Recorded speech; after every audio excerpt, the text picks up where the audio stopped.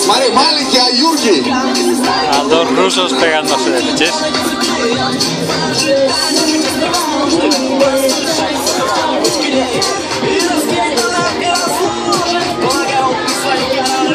И тут хук справа, так, машинально просто.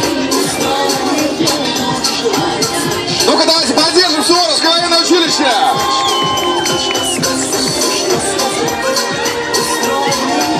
Итак, 15 секунд осталось.